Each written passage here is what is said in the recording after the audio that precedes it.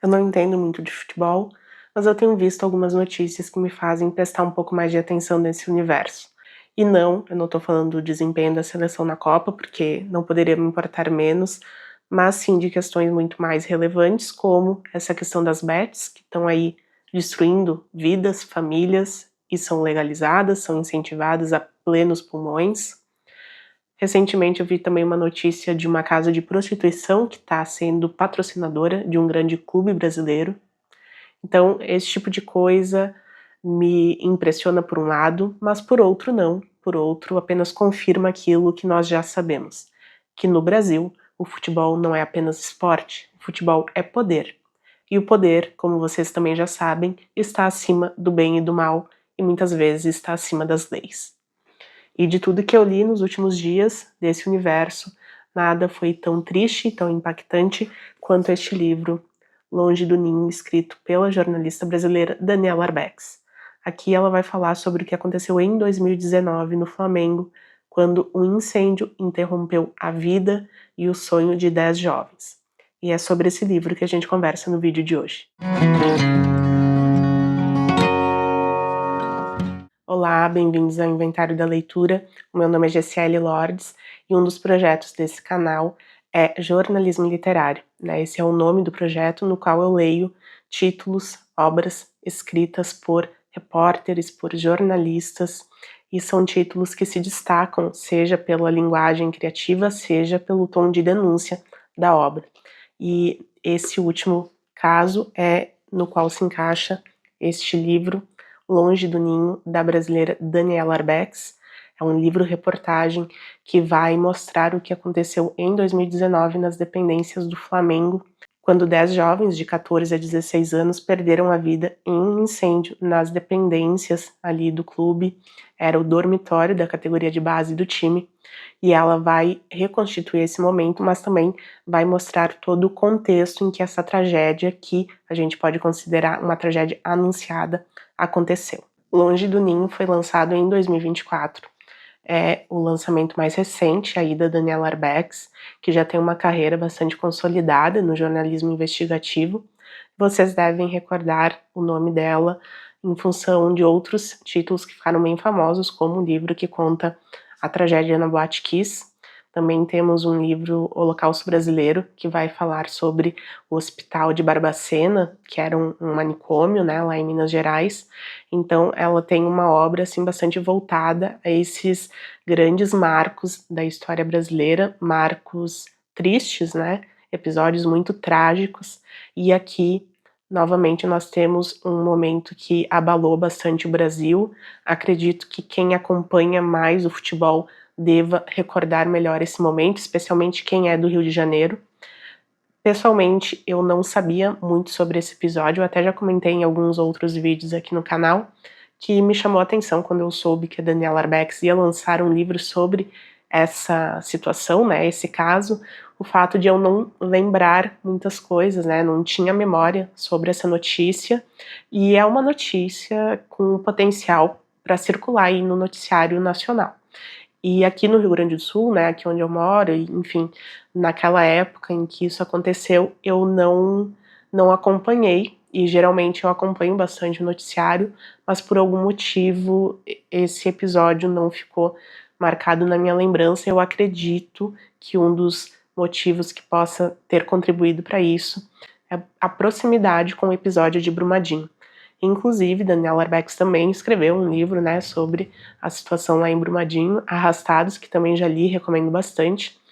Mas a situação é essa, então. Inclusive, aqui tem um pós-fácil em que ela vai falar sobre como ela começou a se envolver com essa pauta aqui, e justamente a mãe de um dos rapazes que morreu aqui no incêndio do Flamengo soube da Daniela Arbex, né, teve um contato com ela a partir de uma entrevista que a Arbex deu no Fantástico sobre a obra de Brumadinho. Então, são pautas que aconteceram muito próximas ali, e é claro que esse episódio ele tem um valor noticioso muito importante, porque afinal foram 10 menores de idade que morreram lá nas dependências do Flamengo, mas o que mais pesa aqui nessa situação toda, não que seja mais importante do que a vida, obviamente, mas o que faz esse livro ter um tom de denúncia muito maior, é porque o Flamengo já tinha várias notificações, já tinha todo um contexto ali envolvendo órgãos públicos referente ao alvará ali daquele espaço que servia como dormitório. Então, a gente vai entendendo aqui no livro que não foi apenas um incêndio ali que acabou da pior forma.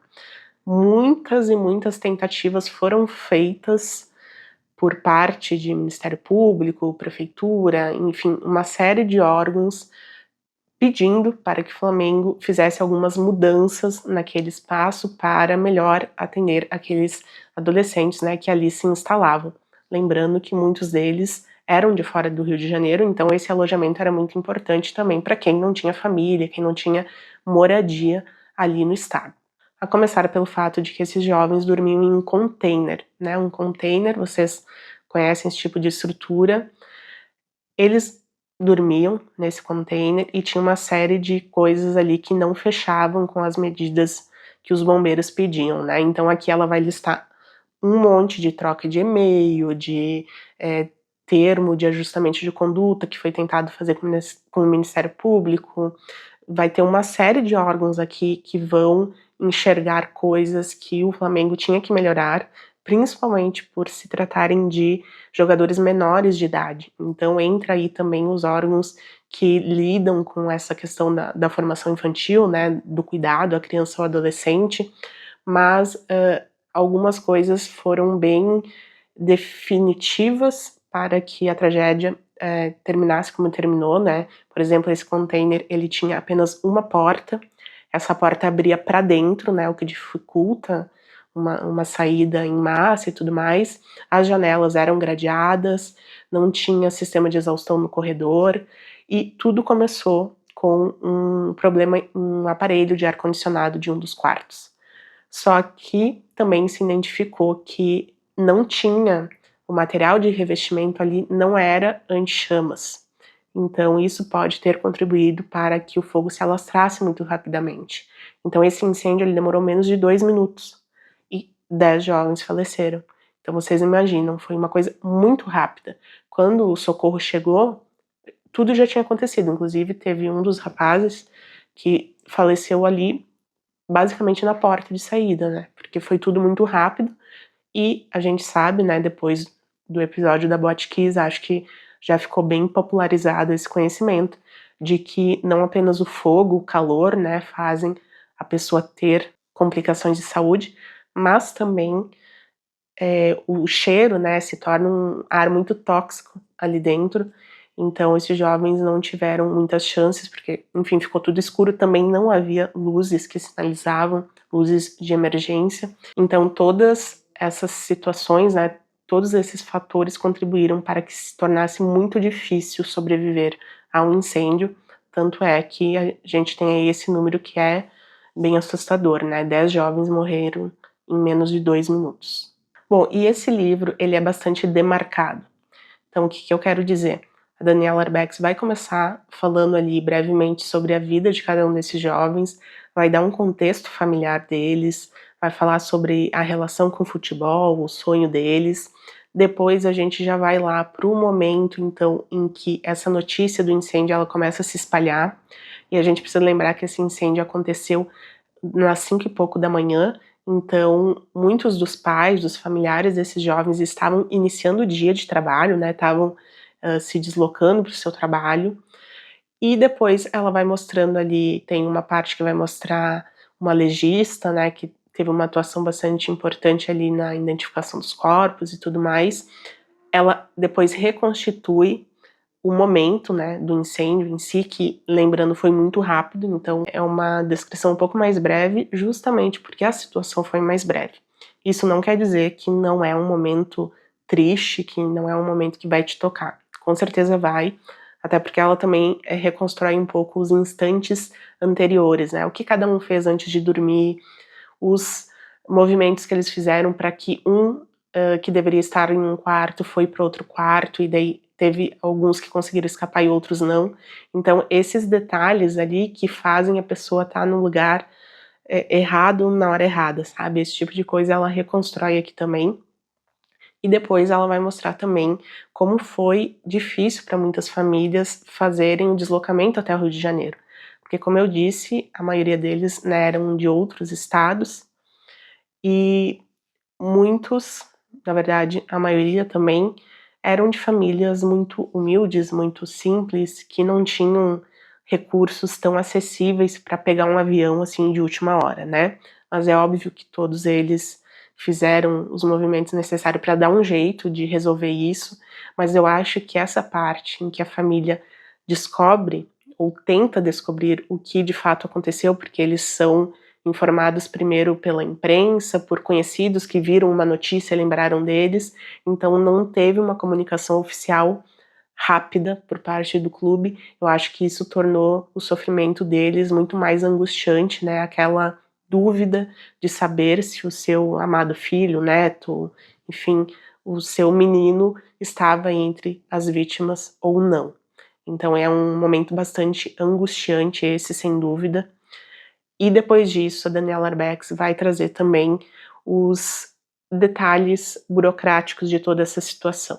E daí entra aí uma grande linha do tempo de tudo o que aconteceu com o Flamengo, né, por parte dos órgãos públicos tentando mudar algumas coisas ali dentro do centro de treinamento. Então, esse capítulo é bastante burocrático, ele é um pouco moroso, assim, mas ele é muito importante porque ele nos faz entender como o clube tratou essa questão desde o começo. E, do ponto de vista jornalístico, ele é um capítulo indispensável porque é o que embasa todo o tom de denúncia desse livro. E podem ter certeza que qualquer vírgula que estivesse errada, com certeza ia ser péssimo para Daniela Arbex.